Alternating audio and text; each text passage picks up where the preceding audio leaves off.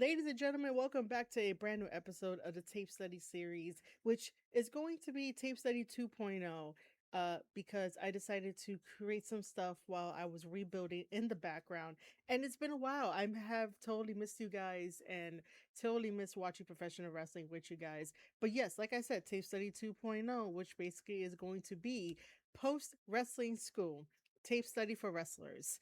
Basically, I'm here to help you polish up on your matches to make you the best professional wrestler out there.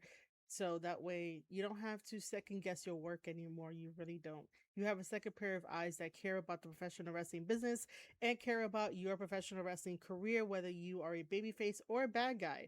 So if you are here on marieshadows.substack.com, marieshadows.substack.com will be the home base for everything that I do in the professional wrestling world, from covering New Japan Pro Wrestling, covering MLW, covering WWE, and doing tape study, which is what we're going to be doing today. And we're going to be breaking down this match of the G1 Climax 36, which is currently going on.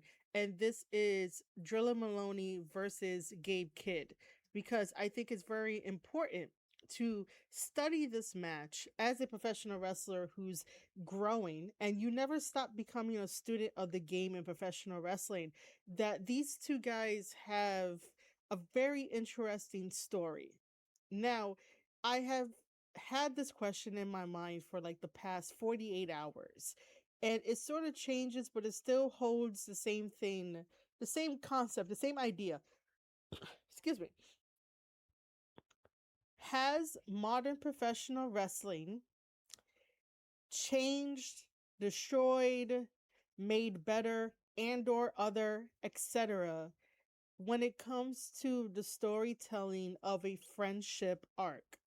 Because essentially, even though professional wrestling is, wrestling, which is sports, we also get a side of entertainment with it, which is everything in between a wrestling move and a wrestling match.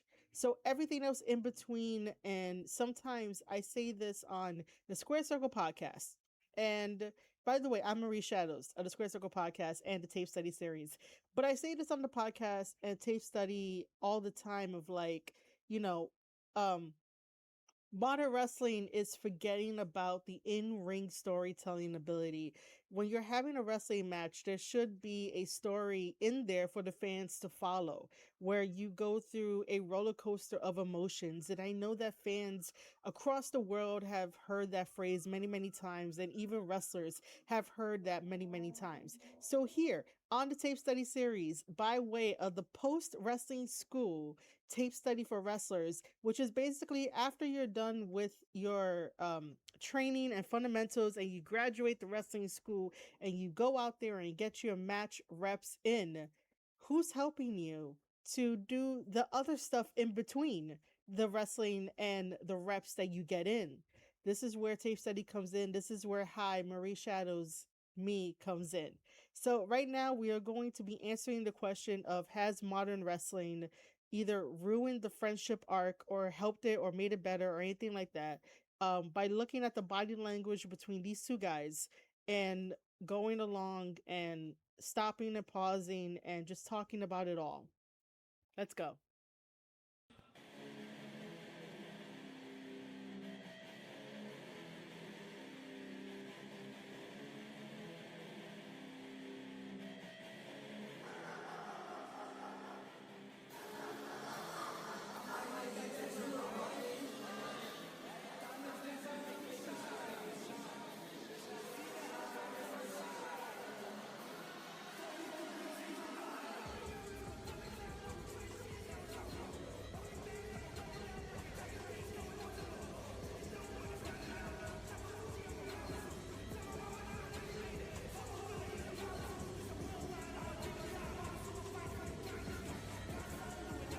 There is not a single doubt in anyone's mind. If you're a viewer of Fan Pro Wrestling, If you're an athlete on the New Japan Pro Wrestling roster, Drilla Moloney's progression from junior heavyweight to heavyweight has absolutely raised this man's stock tenfold. His performance in last year's G1 Climax tournament raised this man's stock even more. And now, an opportunity 1 year down the line in G1 36 starts here against a man who he has a world of history with in Gabe Kidd. And I think he's going to have a point to prove after the events that happened in Dominion. Yes. He's got to be, I mean, I would be pissed off after the thing. Oh my God. Oh, whoever they got on commentary with Walker Stewart is, my brain wants to say it's an upgrade, because as much as I don't mind Chris Charlton being on commentary with Walker, I think they both feed each other in a very, sometimes the wrong way. But this commentator just said exactly what I was going to be breaking down in this tape study match. That commentator that I have no idea who his name is. And even just hearing the voice, I have no idea who that is. But he is correct that at Dominion, and this is where I was going to get into a little bit of the story, but I'll do a little like pre-test here. But at Dominion, Drilla Moloney versus Shota Umino versus Andrade for the IWGP Global Heavyweight Championship title that Andrade had at the time, lost it to Shota Umino. And obviously that made Drilla Moloney a loser in that match, to say the least. But there is a wonderful picture out there that captured what Drilla was thinking about as soon as he saw Gabe Kidd rush in to attack Shota Umino at the end of that match. And Gabe Kidd like ran in, not gave two shits about Drilla Moloney, his brethren from Bullet Club War Dogs. Did not care in that instance because he wanted to go beat down Shota Umino. And you can see the disappointment on Drilla's face of like, what the fuck are you doing kind of body language. Drilla is very good with his body language. Gabe Kidd is very good with his body language too. These guys are good. Do I agree with all the decisions that Gabe Kidd is doing? Absolutely not, because man, that dude needs someone to guide him, because he was good and then he got the AEW check and then now it's like, bro, what the fuck? But let me not bring like very that kind of opinionated in there, because this is about the breakdown of this, but that does go hand in hand. It really does. But that commentator basically has said what I was going to say, that at Dominion, Drilla should have been pissed. This is why I'm asking the question of, has modern wrestling just decided to just kick what a natural friendship progression looks like in real life? Because even though professional wrestling is all staged, we are to believe that, you know, in kayfabe, we're supposed to suspend our disbelief. However, wrestling does play off of real life human emotion, real life human situations, circumstances. It plays it off. It basically teeters the line of what's reality and what's fiction. And we have a plethora of history to go on to support this evidence, to support what I talk about, to support what we do, to support, you know, these discussions and conversations.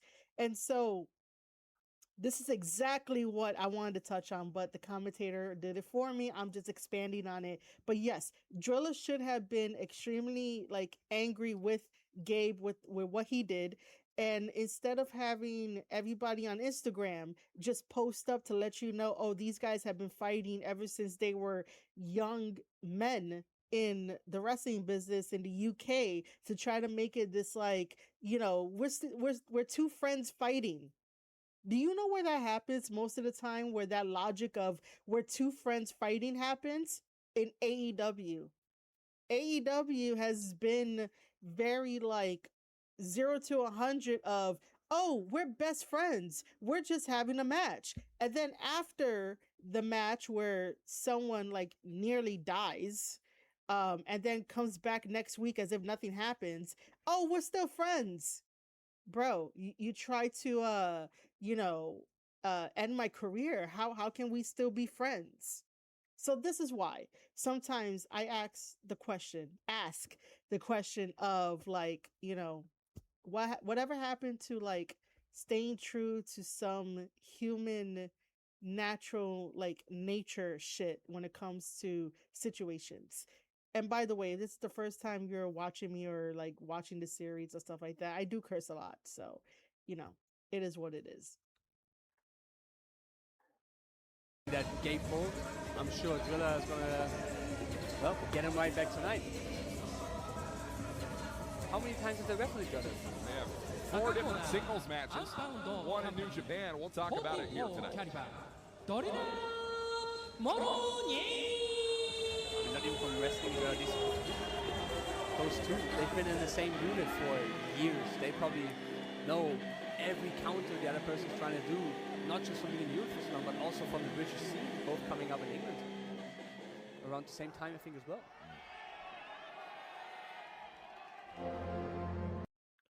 Is this the first time that Walker is silent? Oh my god. It's fantastic. Okay.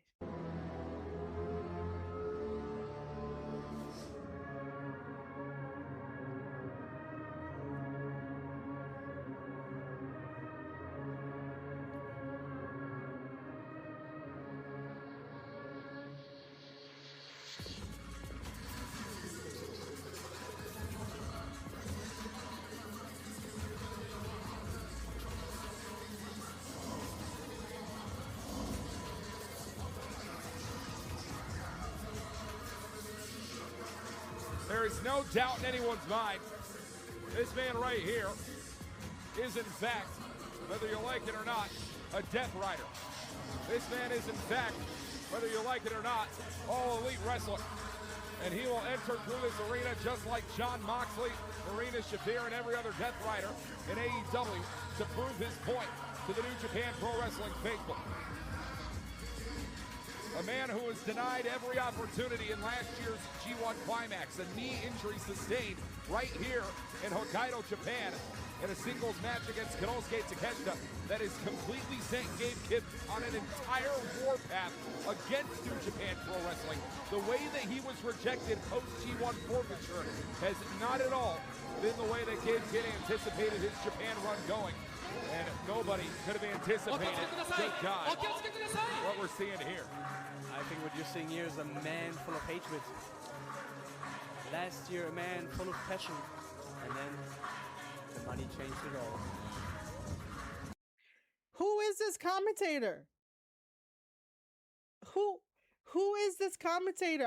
I've said the same thing too. I said it on the Sports Jedi Network with Chris and Kev and their buddy Haas, and we went over the Forbidden Door, and I said the same thing too because the question was thrown to me. Listen, I know this is supposed to be a professional breakdown, but like, oh my god, this commentator. Who is this commentator? Someone tell me. Someone tell me who this is, because I've said the same thing. My god. This just makes me happy.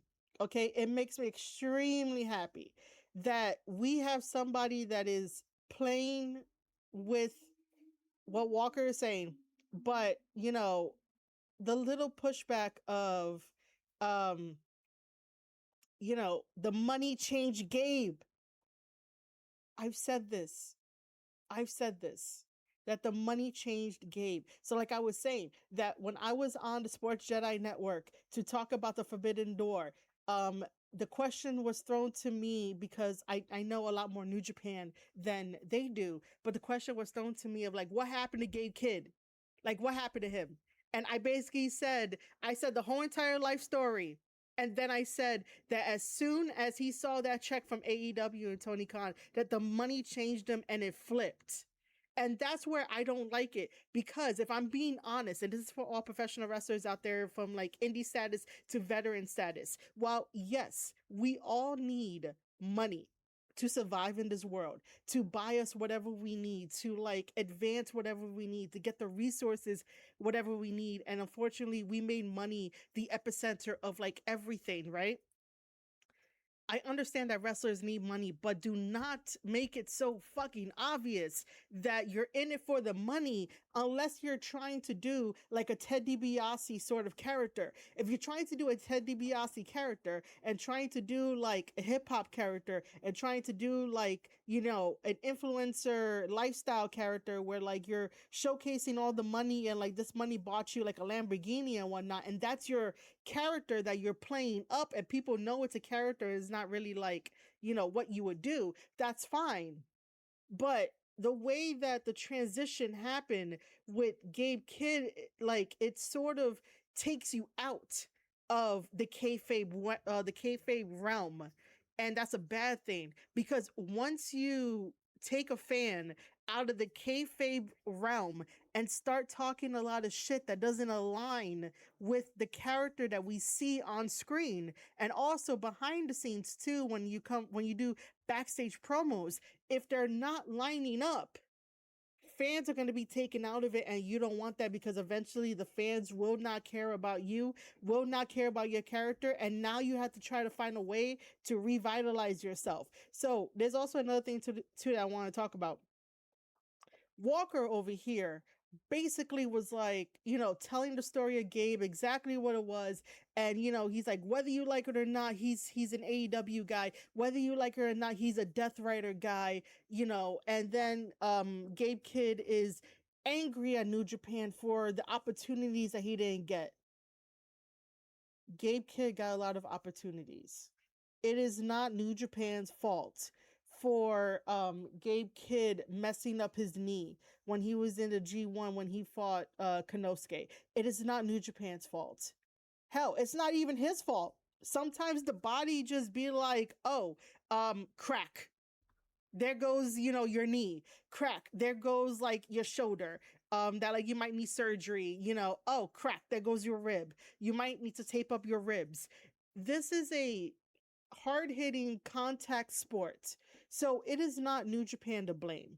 Now, some other stuff that like Gabe Kidd had brought up in like backstage interviews and stuff like that.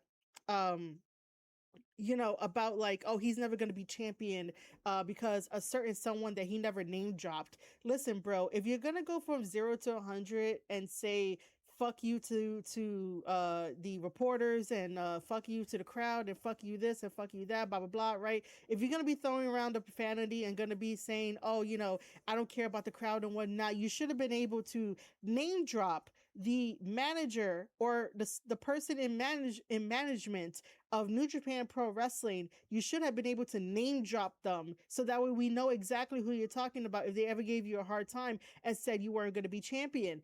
In my opinion, I think that Gabe Kidd could have been IWGP World Heavyweight Champion at some point. But again, the money changes people. The money has been letting people jump over to AEW rather than trying to find a way to invest money, so that way money can grow passively and you don't need to take the bigger money from AEW when eventually money is going to run out.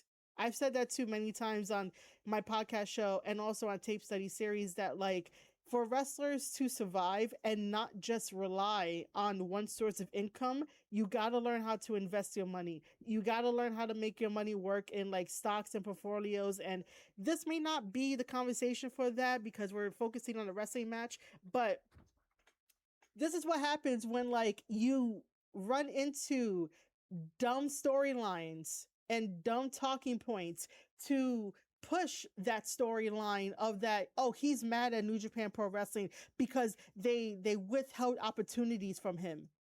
He had a lot of fucking opportunities. He was everywhere. He was the talk of the town. He made people believe that he was a madman. And people in Japan, the fans, loved the hell out of Gabe until he got the fucking check.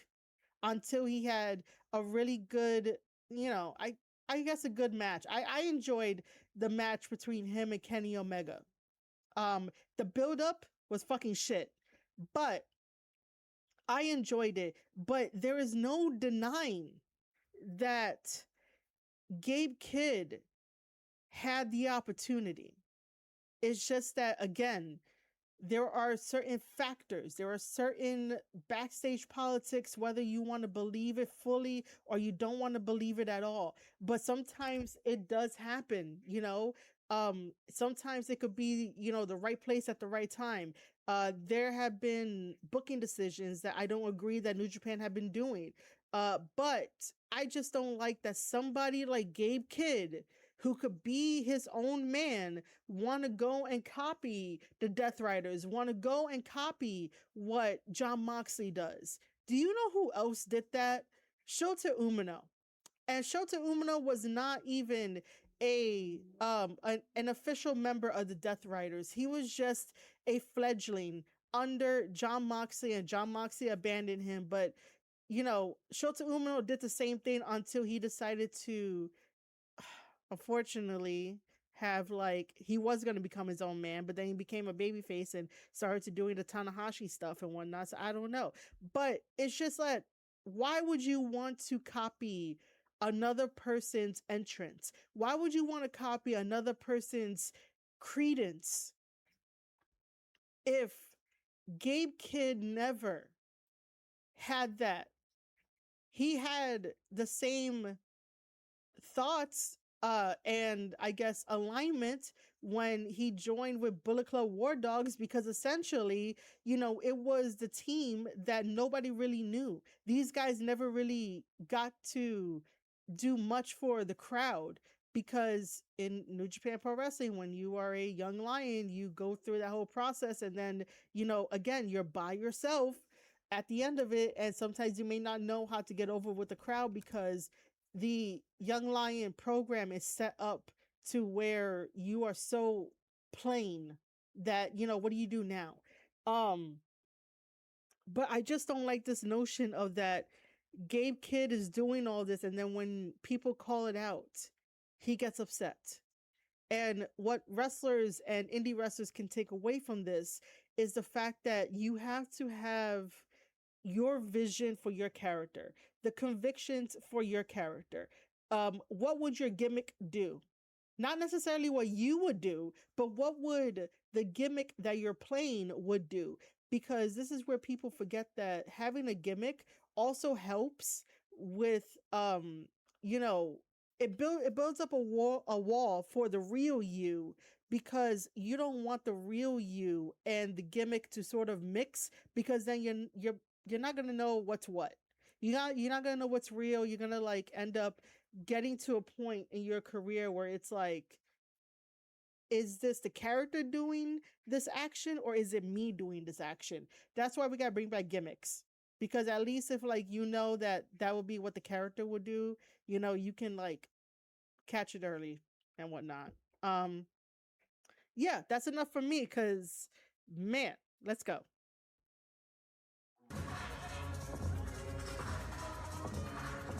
There is an uncomfortable feeling in Hawkeye Kids AL tonight on the appearance of Gabriel Kidd.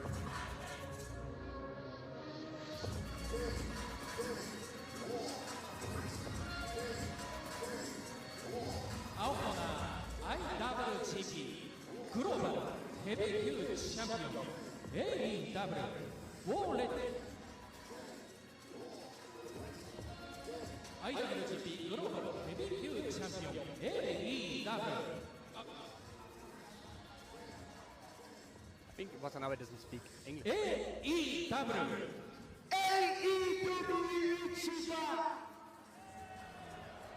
Wow. War ready. Gabe Kidd.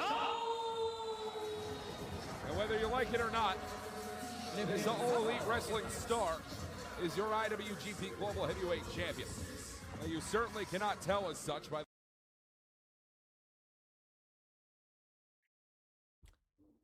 You know, for the past 6 years, going on 7, or it might be a little bit, like, a year less than that, um the ring announcer, I believe it's Marty, has said AEW fine the whole entire time.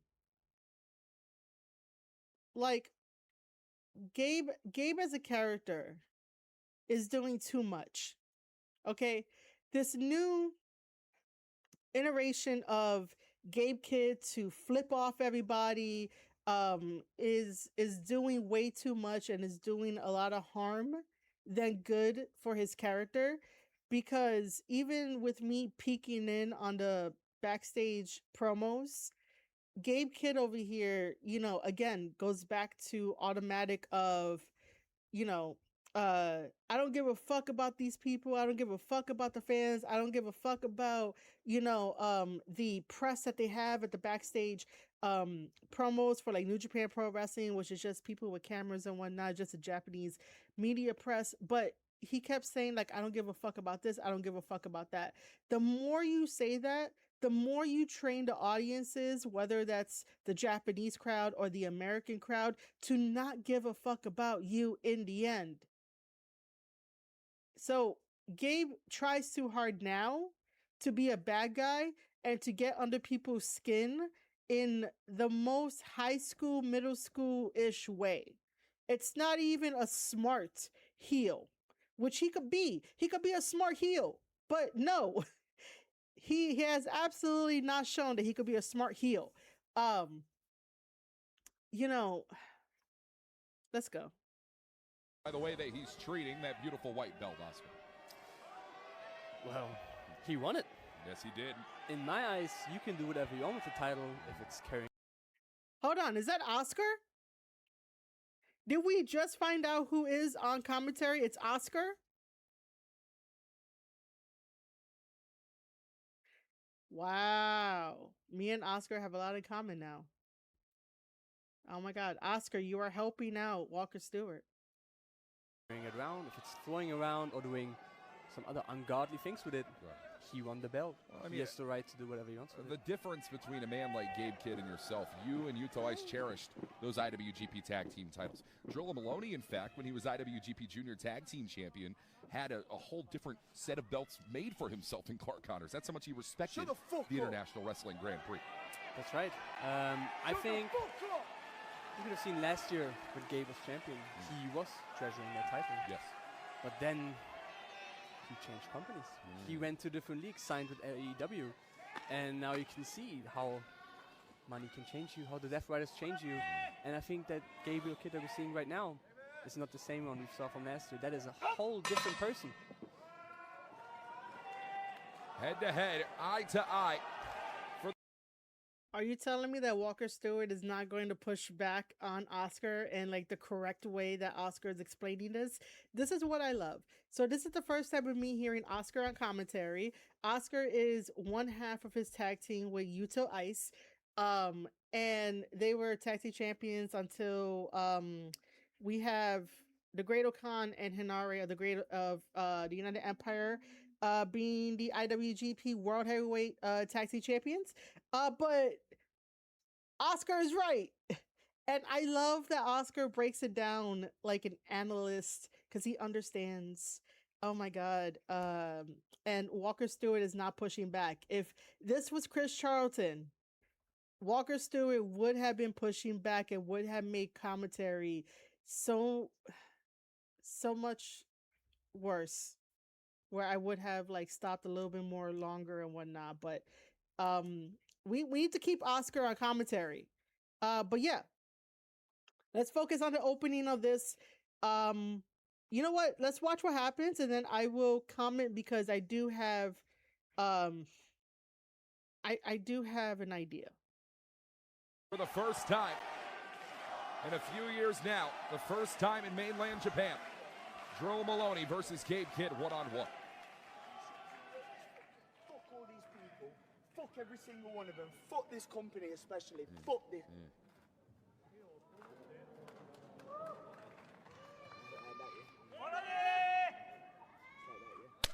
Wow. Gabe Kidd and Drilla Moloney may be blood brothers. They very well may be some of the best pro wrestlers in the world. They certainly have a different vision of what professional wrestling is meant to be. You saw right there. I mean, You see Drilla this year staying in New Japan, not leaving like the other dogs, and you know he wants to try and make it here. And I think he was very close to Dominion, and then you could hear the crowd. Right. The crowd was very definitely in Osaka behind him. They wanted Drilla to be the champ. They appreciated his loyalty, and Okay, so we're gonna pause it there because I've seen these clips of them fighting out into the crowd. Okay, so if you follow me on Instagram, marieshadows.substack. No, I'm sorry. Well, sign up to the Square Circle podcast on Substack. My brain is moving a little too fast because I'm happy. I'm fucking happy right now. Anyway, marieshadows.substack.com. Sign up for free. But if you follow me on Instagram, marieshadows.scp, I have said this too, whether it's on a story or whether it's on something else. I've also said this while I was reviewing WWE Evolve with the guys over at Wrestling Soup when I was like filling in and I had my buddy Jeff be co-host. And I've said this too, that like the way that you start your matches really affects the story of what is happening here. And not every single wrestling match needs to open up with, you know, a headlock into a wrist lock into, you know, a headlock takeover, a scissor headlock takeover. And then like when they get back up to vertical base, they like shoot off into the ropes and they leapfrog. It doesn't have to start with fundamentals. You would do that if you need to do like an exhibition to build up the story beats within the story, within the match, and then get the fans into it so that way they're on this roller coaster of a ride. Not every single match needs to be that way. That's why, you know, back in the day when we say that the Attitude Era was like, you know, regarded as like one of the best eras, is give or take who you ask, okay? It's just that every single match started off a little bit different. There might be some overlap where, you know, it's a brawl and then the next match is a brawl. You know, there might be some overlap, but overall, like, you'll get different styles coming in. And I think that the beginning opening of this told a lot within like 30 seconds. However,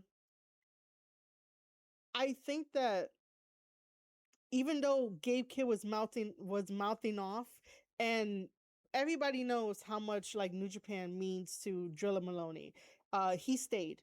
Everybody from Bullet Club War Dogs went to AEW to collect the check. There's nothing wrong with collecting the check, but as you can see, Drilla Moloney put his integrity, he wants to be the best at this. He put that over money any day of the week rather than follow what Gabe Kidd is doing by joining two factions in a way where like they don't align with him at all. Like it doesn't make any sense. And Drilla not joining Clark Connors and David Finlay over in AEW to take on the Bang Bang gang of like Jay White and his people. And that shows a lot of character. That shows a lot of like vision for what he has going on and the way that he thinks about wrestling. Gabe Kidd does it too, and I can see it. I can see it where. Whoa. Wow. Okay, so maybe.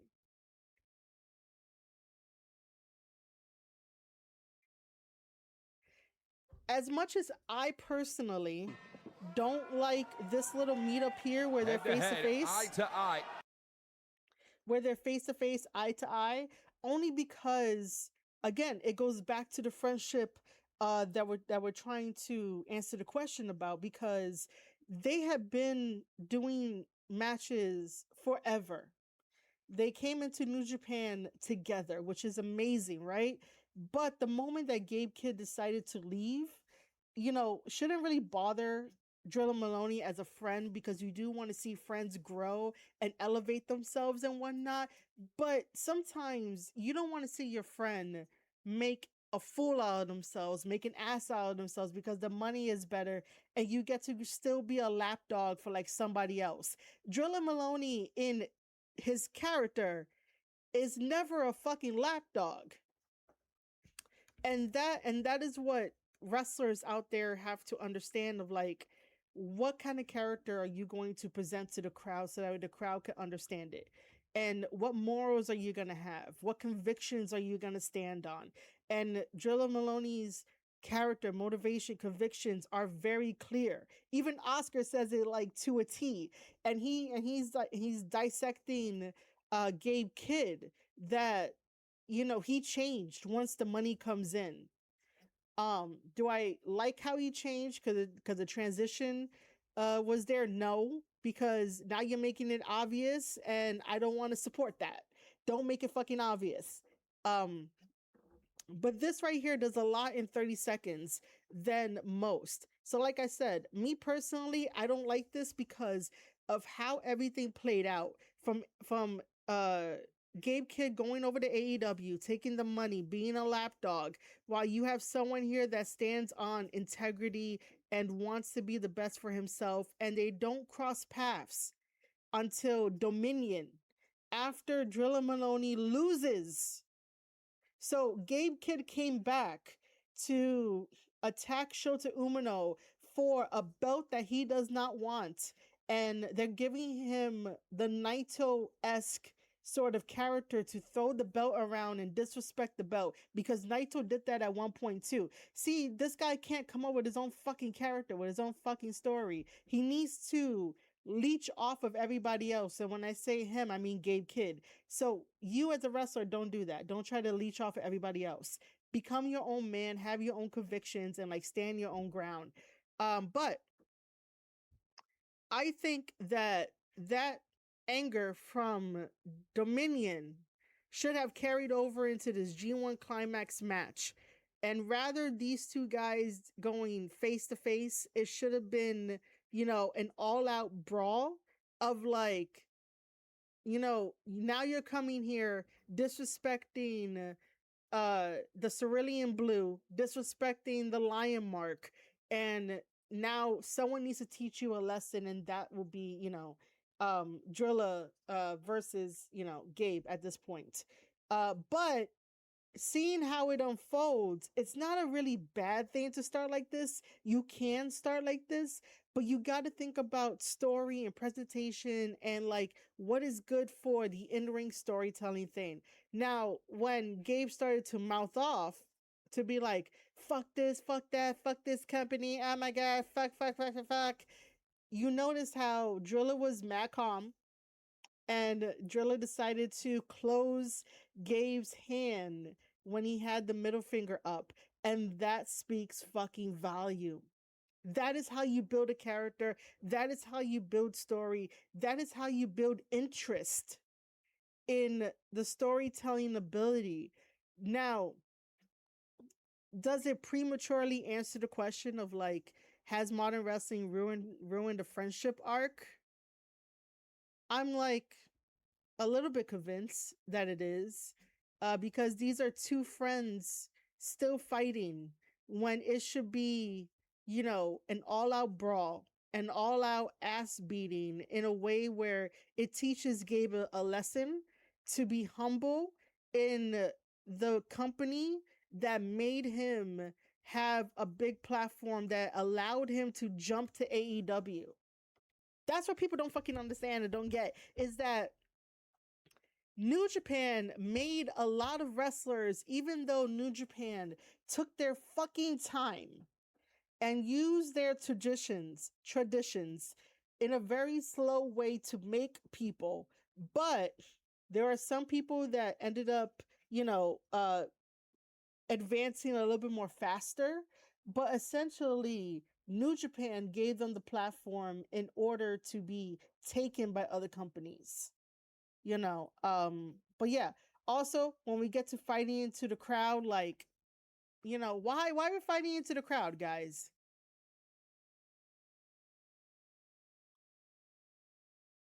Osaka behind him. They wanted Drilla to be the champ.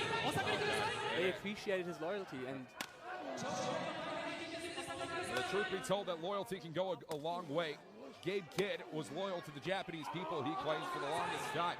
There's a reason that Gabe Kidd didn't want to wrestle in America, didn't want to wrestle in England. He wanted to wrestle here for New Japan Pro Wrestling. But you just can't trust a single word that comes out of Gabe Kidd's mouth in the year of 2026. Has betrayed Shin Nihon Pro Wrestling, has betrayed that fighting spirit, the lion mark, everything in between.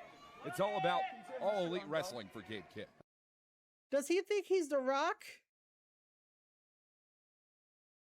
The Rock did this at one point. He was fighting Stone Cold. Oh my God.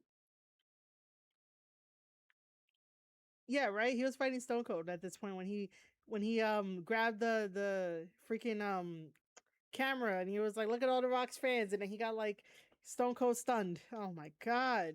A few minutes later. The Pro Wrestling School tape study for wrestlers is just to get a second pair of eyes on that, match. Whether you're having doubts and you don't know who to go to because you never know what kind of feedback you're going to get, and it may like just end up having you stuck. So what I do is end up writing handwritten notes with a diligence of making sure that but the advice given is sound advice along with a little mini video. And then it sort of is a complement to the handwritten notes to explain like why I said this, why I said that. Why do I look at such and such in this sort of like little aspect? So Buy Me a Coffee is good for having like a tip jar plus anything else if you want to upgrade to it. And I leave this all in the consumer's hands because I am very big on giving consumers who want to support me, who want to follow my journey, who want to understand that this is all independent. I have no big machine behind me. I have no big person behind me. This is all independent, funded by me and my passion for professional wrestling and helping wrestlers reach the next level. A few minutes later. This is something to say to us. Yeah, well. Oh, come on. Well, focus on your match here. Drilla Moloney. I mean, this is a man who is going to fight for himself first, but recently has certainly been fighting on behalf of New Japan Pro Wrestling. I mean, Oscar, you're going to be facing off very soon against Gabe Kidd one-on-one. And that's going to be coming up tomorrow for you. It's coming up tomorrow, that's right. I mean, even if you fight for yourself, in a sense, you will also be fighting for New Japan Pro Wrestling. It's going to be like that for anyone facing Gabe Kidd. Yeah. I don't see it quite that way. I see this me fighting a guy I trained in dojo with. In 2020, I started training in dojo for the first time alongside Gabe Kidd. Right. A very, very Gabe Kidd. That was the Gabe Kidd that bought me candy on Saturdays when I didn't have any money to buy me anything just because we survived the week. We were a team for those months that I was there. And, well, that Gabe Kidd is not there anymore, I'll tell you that. No doubt about it. And we are brawling all throughout Hawkeye. I'm going to say this, that I really hope it picks up because I do not want to see these two guys just go into the crowd and just chop. There is absolutely no reason to take this into the crowd. There really isn't. I know Gabe has a history of doing that when he was, the madman and you can't really tell him anything. And he's a madman, but like he used to do that when he was actually brawling. These two are not brawling. Right now, Drilla Moloney has the upper hand. Drilla Moloney was telling him that, this is New Japan and whatnot. And if it was New Japan, you would have thrown him into the ring and started to beat his ass in the ring. But no, we took it outside again. We're just still outside into the crowd. Keith out tonight. As Gabe Kidd, he is the IWGP Global Heavyweight Champion, a title that Drilla Moloney came within inches of holding just a few weeks ago back at Dominion. Tell you what, if that was a one-on-one match in Dominion, I think he would have won. No but doubt with about three-way matches, very difficult. You can be on top of the game, and then there's someone behind you who's going to chug you out. And that's essentially what happened. Yeah, Oscar, I'd love to get your take on Gabe Kidd taking to social media earlier on in the week and claiming that he is the one who took Shota Umino out of this tournament from their match they had back in Korakuen Hall. Said that Zack Sabre Jr. faced Shota Umino already concussed. He definitely had a part, and I think putting a lot of damage on Shota. I mean, in Kurkin, you just put the Bazizzle on him and just beat him up. So, yeah, I can see how Gabe thinks he had some part in that, but I think the bulk of all did Zach with his style against, Shota. Wait a minute. Oh, and Gabe Kidd hung out to dry there. Finally, something different. Because as I'm watching this, I know from talking with the other content creators that I collab with, they don't necessarily watch New Japan basically all the time. So I am their number one source for like New Japan stuff. And to put these into a perspective that most other people would not put into a perspective if they're talking about New Japan Pro Wrestling, because I know a few. They talk about feelings and how it may feel rather than like putting stuff into perspective. I'm glad that we're not just gonna get a chop fest. Like I said, there is no reason to have this fight into the crowd. There really isn't. And it felt more like, oh, I'm gonna chop you, but what is that going to do? What kind of message is that going to be sending in this story that's supposed to be within the match? You're chopping him, he's chopping you, you're going through the crowd, you're not even using the chairs to your advantage, nobody is bleeding. Like, why is someone not bleeding, even though I don't recommend to do, a bleeding spot all the time? But if you want to make it real, if you want to make it intense, if you want to make it feel urgent, because one person has the how can I say this? I don't want to say shield, but one person is like, has the integrity of, this is New Japan Pro Wrestling. And if somebody wants to be a little baby about it, in this case, Gabe Kidd, and fight on the outside where people could get hurt and people could be used as collateral damage, someone has to start bleeding. Like, that's a very better story to tell, because you have two ideologies right now. You have one ideology that is like, I'm going to protect New Japan Pro Wrestling from even my friend. Wow. The other dude is like, I don't give a fuck. I don't give a fuck. Oh my God. I don't give a fuck. Where's the fucking urgency?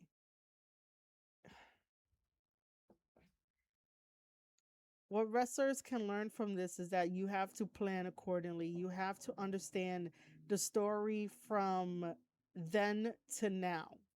You have to make content along the way that can push the story so that way when you get into a match, it doesn't feel like a fucking friendship match where I can tell that these two are still friends. I want some animosity, because that is going to make the story that much fucking sweeter. And I know that we're not even towards the middle part where we get to the crescendo of this match. I know we're not, but shit, can we get there a little faster? Because if you're just going to give me filler with, I chop you, you chop me, I chop you, you chop me. Oh wait, we're done with chopping. I'm just gonna like throw you on this guardrail and then look at you. You can do without the filler if the filler is not going to attribute to any kind of character enhancement or any collateral damage. I'm sorry, put some plants in the crowd so that way the collateral damage can entice this animosity, can entice exactly the things that you talk about in the backstage promos. This is why I go on rants about Gabe Kidd, is that the stuff he puts out does not match what he does in ring. And if someone tells me, oh, well, he's just being like a chicken shit heel or just a cowardly heel, no. He talks a lot of shit. Back up that talk, that shit talking, and you can still do it in a smart way. You could do it in a coward way sometime too, but like make it make sense so that way the other opponent reacting to you reacts accordingly, so that way fans can react accordingly, so that way you can have a sense of urgency. You can have the fans dislike you instead of, the way that he goes about it. Let's continue the match. There's a steel barricade around the jaw of the Madman tonight. I think we're going to have a very pro wrestling style match today. In this one, this is just going to be straight up brawl. I mean, you talk about the way that these two men came up on the European independent wrestling scene. This is a match that we were supposed to see in last year's G1 Climax before Gabe Kidd succumbed to that knee injury and was forced to withdraw against Drilla Moloney. I mean, these two men had their first singles match back in the year of 2014, well over a decade ago, back in Derby, England. And it's been Moloney and Moloney, victory after victory. Gabe Kidd and Gabe Kidd having victory after victory. A 2-2 record takes us into the rubber match here tonight. 2-2. These guys have faced each other in 2 decades. That is, I mean, 12 years apart. Right. That's how long they've known each other. I don't even know. 12 years ago, I was even in wrestling. Sure. I was a fan. I watched them. They were already wrestling. Right. This one, though, you pointed out an interesting point there. Is last year Gabe being injured, not being able to compete in the G1. Now him calling out Shota is just peak hypocrisy. Yeah, well, and that's essentially how he has changed. I mean, a year and a half ago,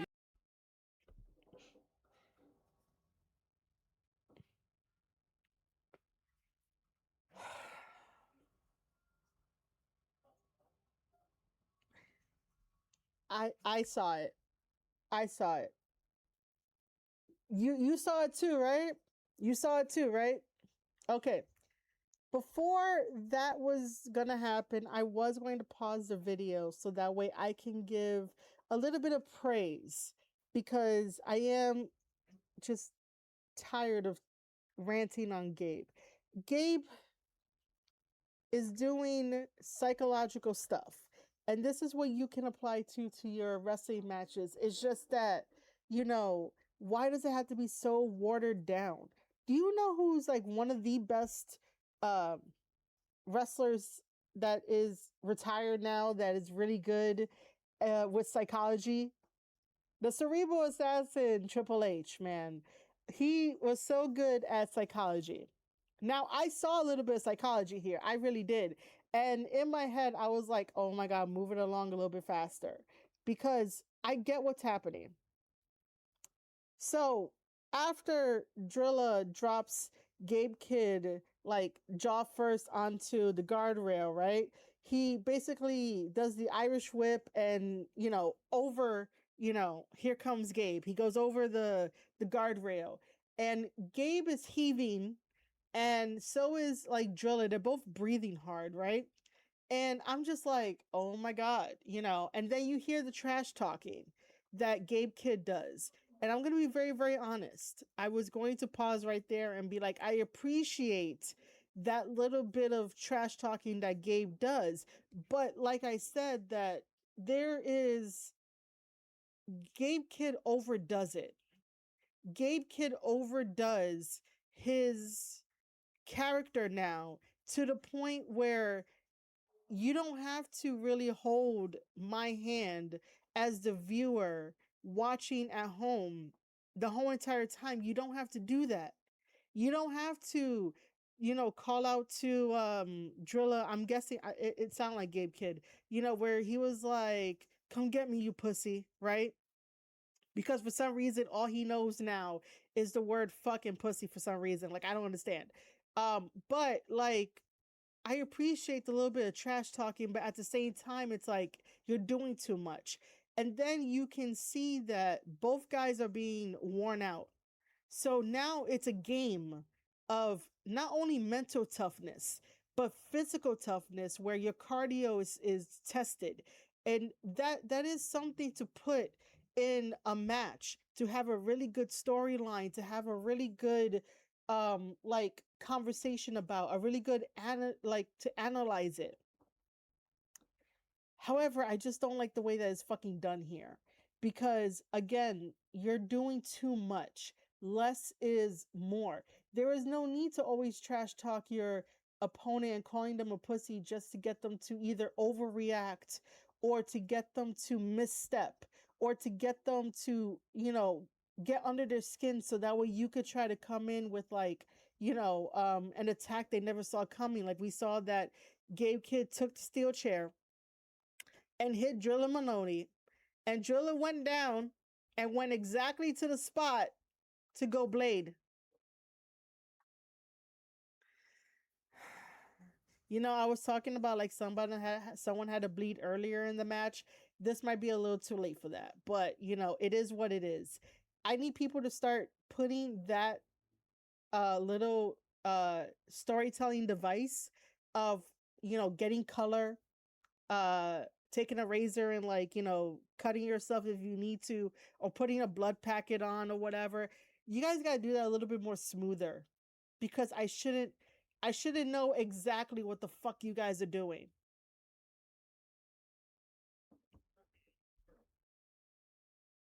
He's on top of the world, Shin Nihon Ichiban every day. Now it's AEW Ichiban.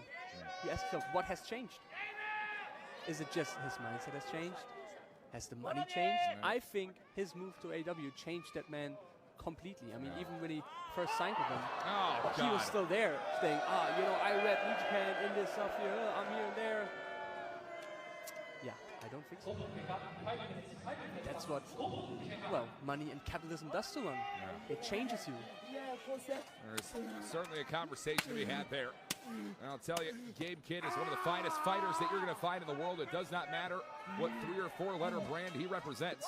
And Gabe Kidd is certainly going to be a massive threat in B block for this year's G1. And take a look at this. Drilla Moloney already busted open. I mean, you got to pay a lot of it. We also need a conversation in professional wrestling when it comes to professional wrestlers, that if you get hit with a chair and it's a closed chair, I don't know what the probability is of you getting busted open in a natural way. But just because somebody throws a chair at you does not mean that you automatically get busted open, especially when you have your hands up. So, like, why?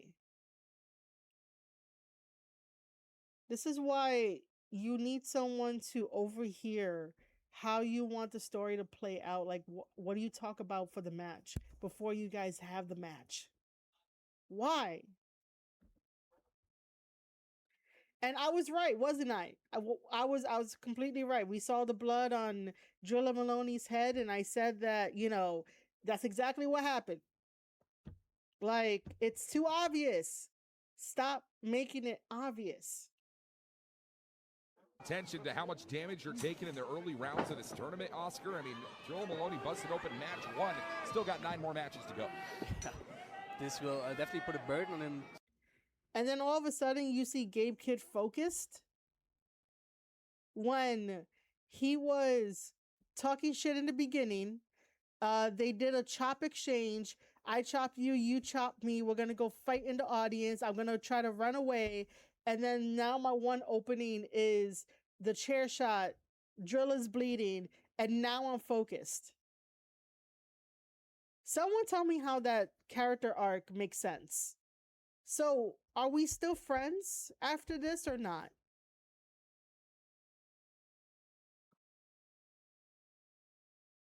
Such as, Khan's injury, for example. I think this Drilla's going to have a long, long way to go in this G1.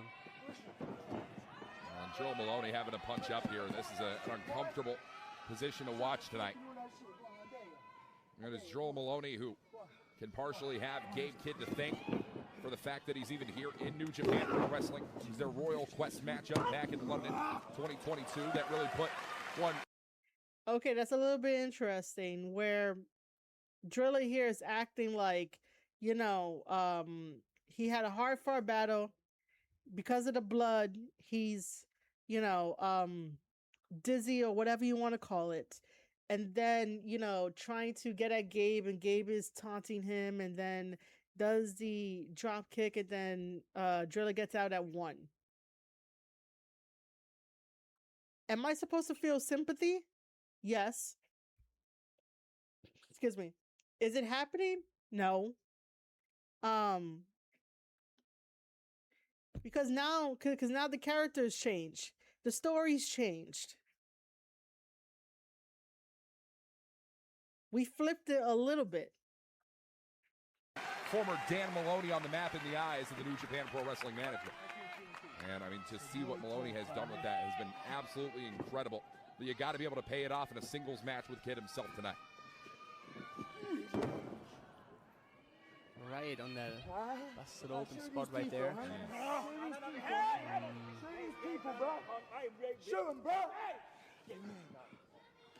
It's a very interesting dynamic going on in the ring right now. I mean, they've known each other since forever, basically, and they've been through it all, and now being on the opposite end of each other,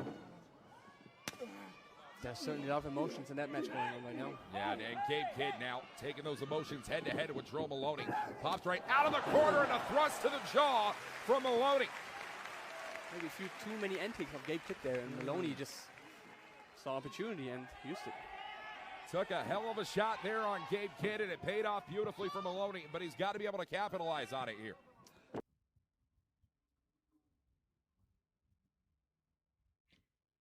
What? Oh my god. I'll leave it at that's interesting. But the story being told is this is horrible. It's not treated in the way that it should be treated in. He's got some time for him to recover right now, get a few breaths in, get his game plan going. The winner of this matchup will tie at the top of B block at 4 points.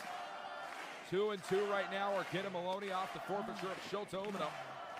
Oh, and Drilla Moloney is wanting to be the one to stand above Gabe Kidd in this year's tournament. I'm loving to see this because the more damage Gabe Kidd's going to take today makes it easier for me tomorrow. Yeah. It's going to make it easier for the next night and the next night, onward and onward. This ass kicking should have happened in the beginning of the fucking match. You want to know why? It should have opened with this because, like I said, the story here should have been, we're not best friends in this match. Everybody else online can hype it up as like two friends fighting because they've been fighting forever since they were young lads, and you know they basically came up into sport together. That's totally fine, but at the end of the day, it should have been like, we're not friends anymore. You come here to disrespect. You come here to be a former shell of the man that I used to know and hang out, and we used to go to clubs and all that kind of shit and have some fun time and whatnot at the clubs. Don't think anything dirty. But like this ass kicking should have started the match. Should have opened up the match without Drilla like needing to bleed to get to this point. That basically they did nothing for the first half of the match. Absolutely nothing. It did not establish anything other than like Gabe Kidd managed to get an opening. Do you know what would have been better? That if Drilla Moloney would have went from 0 to 100, giving Gabe Kidd the ass kick that Gabe Kidd needs to become humble again, right? Like if he started with all the punches and the kicks and what we have right now in the still image, and then somehow after all the punching, the kicking, you know, doing some like hard power moves to Gabe Kidd, now, you know, somehow Gabe is going to try to find a way to get a chair, hit Drilla with the chair, and then you could start bleeding. Because if you want to start the match where on a very high note, a very high energy, because it's personal to you, because your former friend is now trashing a place that you call home because you did not want to sell out your integrity, it should start with a high energy opening. And then somewhere in that high energy, you trip him up, you get a small window of opportunity, you throw a chair at him, and he somehow secretly ends up bleeding. And then you go from there, and then Gabe Kidd could do what he wants, and then we have the hot comeback from Drilla Moloney, and then bam, we take it home, or something like that. Like, that is doing something that does not require 25 minutes of a match, including entrances. So, you guys did absolutely nothing in the first match. No substance. And there are different ways to open up wrestling matches. There are different ways to look at storytelling within the match. And there is no one right way or whatever it is. But now I'm starting to get excited. Now I'm starting to see it. It shouldn't be in the middle of the match where sooner or later we gotta take it home. And these are heavy, heavy shots being thrown into Gabe Kidd here. So now the ref's gonna try to stop. They were outside the whole time. Ref didn't say a single thing, didn't make a single count. Now the ref is here stopping him. Very inconsistent. Yeah. Well, referee Kent Sato, one of the finer referees in the game, and Gabe Kidd and Drilla Moloney are going to have to try and keep this action within the rules here to put 2 points on the board tonight. I know the New Japan referees are very lenient when it comes to outside balls because they don't want to see a fight stop. They don't give the fans a DQ. They want to see it keep going, but sometimes maybe a bit too lenient. Yeah, well, Gabe Kidd. Gabe is bleeding too? Did the young boy over there help him blade? The fuck? There's a possibility of getting busted open if someone is hitting you directly on the head, a closed fist. There is a possibility, but Drilla over here has gloves, which probably makes it a really high probability of getting busted open with just punches. But come on. Come on, man. Come on. Oh my God.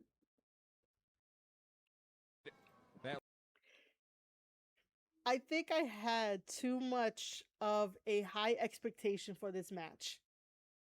I usually never do that, but I had way too much of a high expectation for this match.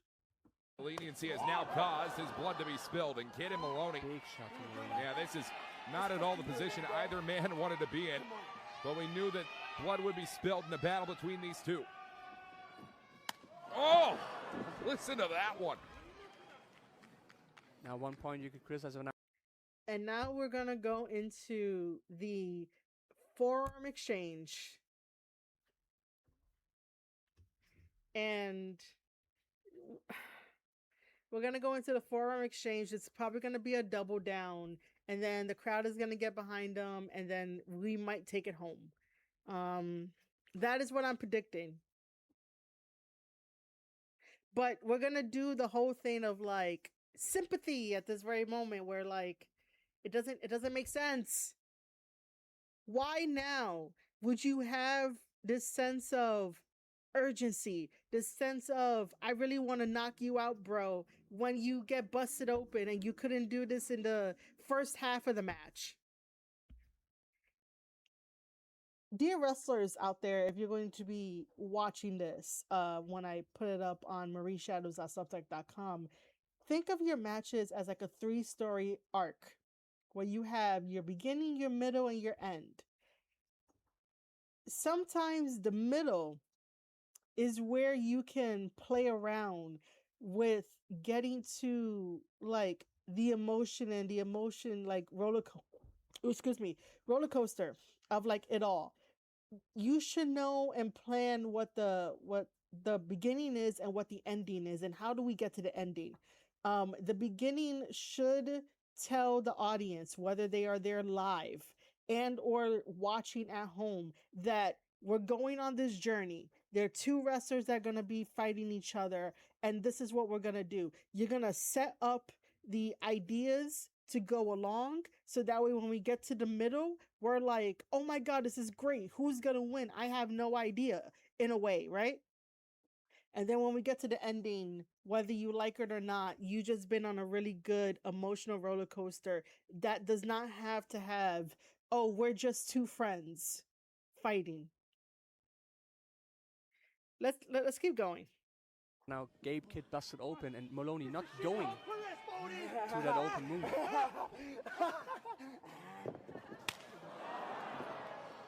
It feels like sometimes in this match, neither person really wants to win. They just want to put more punishment on the other person, where I think it would be smarter to try to take the other person down than making them more angry. I mean, that's the difference between some men in this tournament, Oscar. Some want to win That's as a nice quickly as drop kick. possible. That's a Others are going choice. to turn it into a pissing contest.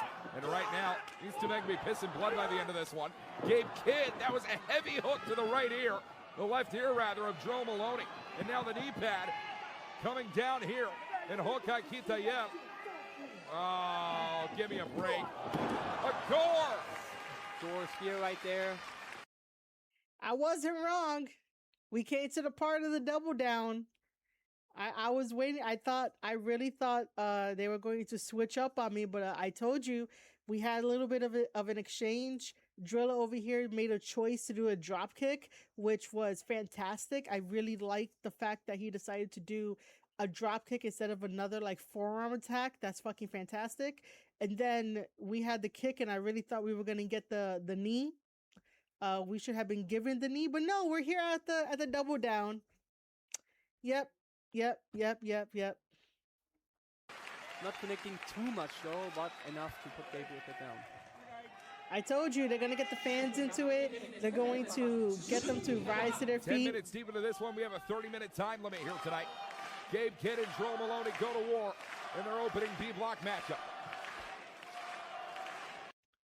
And by the way, me calling this out does not mean that it's necessarily a bad thing. It's just that I've watched so many wrestling matches, been to wrestling events live on way more occasions than like your casual viewer fan. But it's just that sometimes you have to switch up the formula in matches. I do say that like if it's not broken, don't fix it. However, knowing the story between two people, between two wrestlers, this is why having a babyface and a heel is very like you really need it. It's important. If you don't have it, you're gonna have lack of structure into your stories. And when you have lack of structure into your stories, someone like me trying to find ways to be like, this was good, but then also questioning, why are you doing this? What point does it, like, what point are you trying to make in the match story of going to fighting out into the audience? If you're not going to take a section of like people who want to be plants, if you're not going to use the people that you have assigned to be part of the match as like bystanders, if you're not going to use them as collateral damage, so why you as a wrestler is going to tell the other wrestler, hey, I think that we should fight on the outside? What is that going to do? That's not going to do anything. It really isn't. It doesn't tell me anything. And then I can't articulate that while I do tape study series and tape study 2.0 and giving you wisdom as a post wrestling school graduate to let you know, hey, the reason why you would fight, on the outside where the audience is at, because we have evidence to suggest that this is the story currently going on between these two wrestlers. I can't do that with this one. There's a chunk of this that I can't articulate why something is done because it makes no sense. Because they're not giving me the answer and they're not telling the story that should be told here. But again, me calling out the predictability is not in any way, shape, or form a bad thing. It's just to make people aware, whether you're a wrestling fan, whether you're an indie wrestler or a veteran wrestler, or, a coach from a wrestling school that is looking at this after the fact.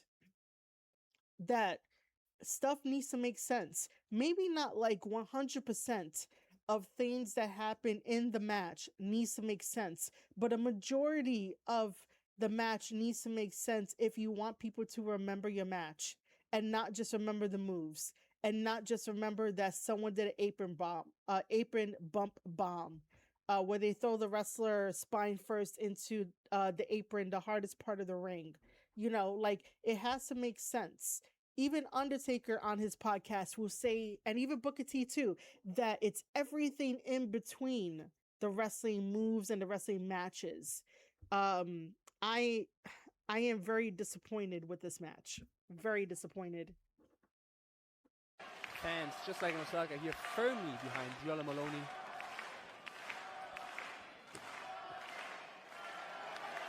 Gabe Kidd tried to tell Joel Moloney and Osaka Joe Hall that these people would turn on him just the way that they did on Kidd back in the year. Moloney feels otherwise. Moloney dedicated to the Japanese people. That was nice. Gabe Kidd who's going to try and make him pay on that fact. That was nice. Take a look here. Gabe Kidd tried to hoist up Drilla Moloney. Wants one more German suplex. And Moloney, great backup right into the red corner there. Oh. Why does this intensity have to happen now when they said that we're like 10 minutes into the match? So at like 2 minutes of watching, so maybe 12 minutes into the match.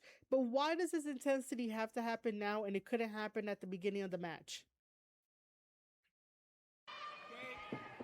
Moloney off the ropes. Gabe Kidd leapfrog over the top. Nice. Oh, that is a heavy hand. Another one delivered back and forth. Nice. And Gabe Kidd clean clocks Joel Moloney. Okay, that whole entire sequence, perfect. I really like that whole entire sequence. Just so you know, for the record, I do not have no problem. I have no problem with Gabe Kidd and Drilla Moloney as wrestlers. I just question the logic of the storytelling ability in the match right now. That's all it is. Because these two guys bring out the best in them. Gabe could do it too. When Gabe was doing the whole entire I'm a Madman, you know, he brought out the best in the people that he was wrestling. Especially when you watch Gabe Kidd versus Shingo. He brings, both of those two guys bring the best out in each other. I just don't like the logic of this match. But both of these guys are really good, like, wrestlers. Really good. That whole sequence, phenomenal. Looking to put this one to bed. Brain buster! Right. Higher brain buster. And it's two. And it's two. You Gabe brain Kidd says it's not buster? going to end like that. Seeks one more. Signed, sealed, delivered. Gabe Kidd with the cover. And Okay. still a 2 count tonight, Oscar. Still in this.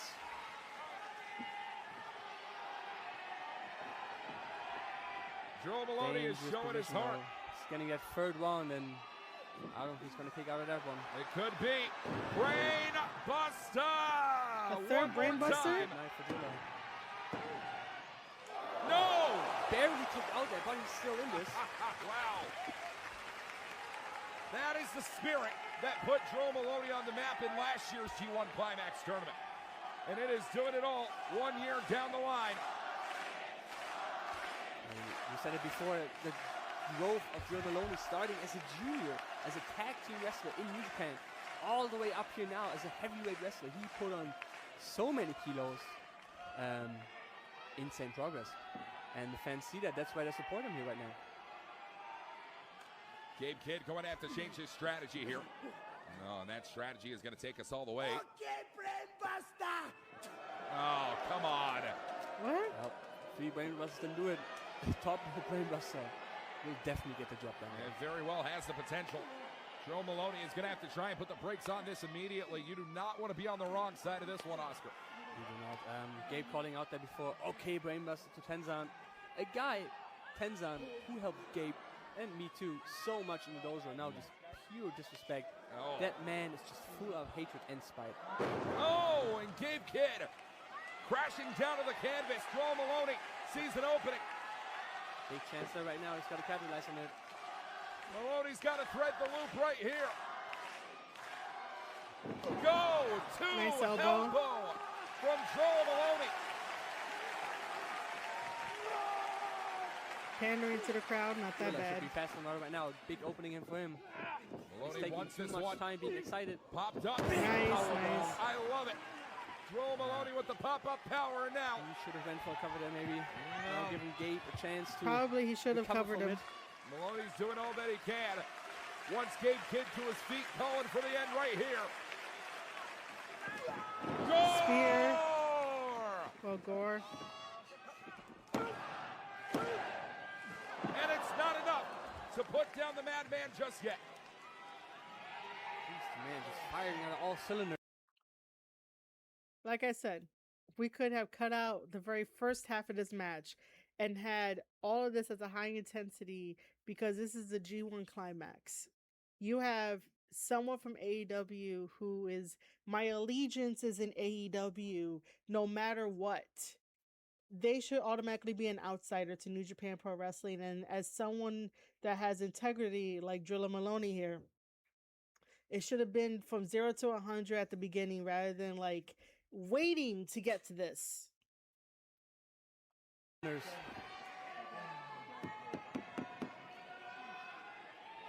Gabe Kidd and Drilla Moloney are bloody, are beaten, and are only stepping into their first match of a grueling summer tournament for the G1 Climax 36.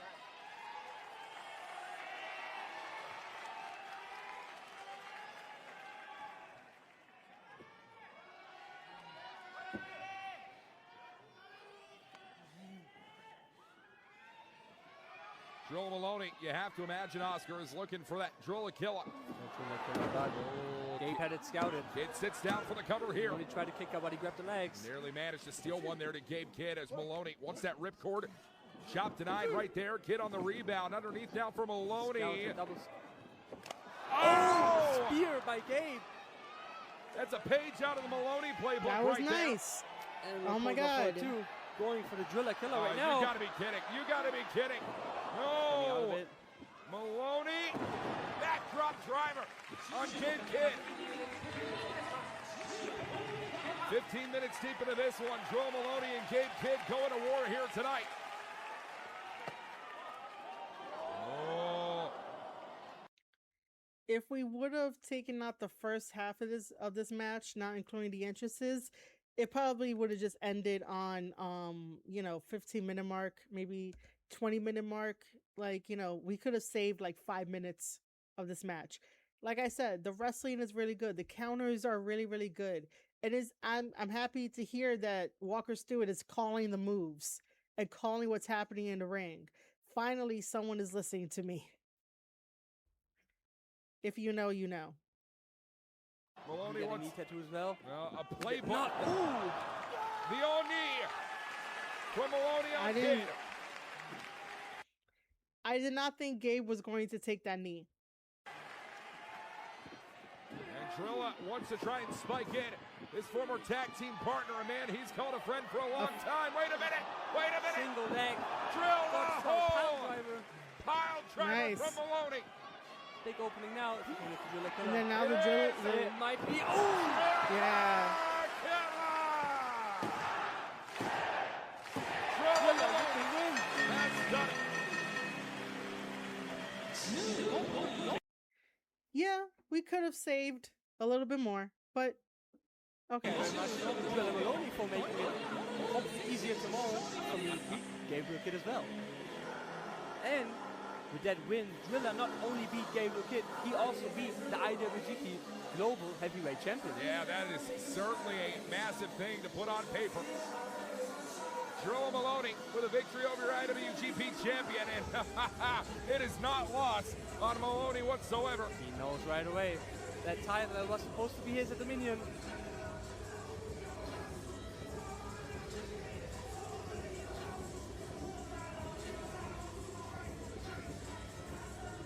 That's the great thing also about the G1.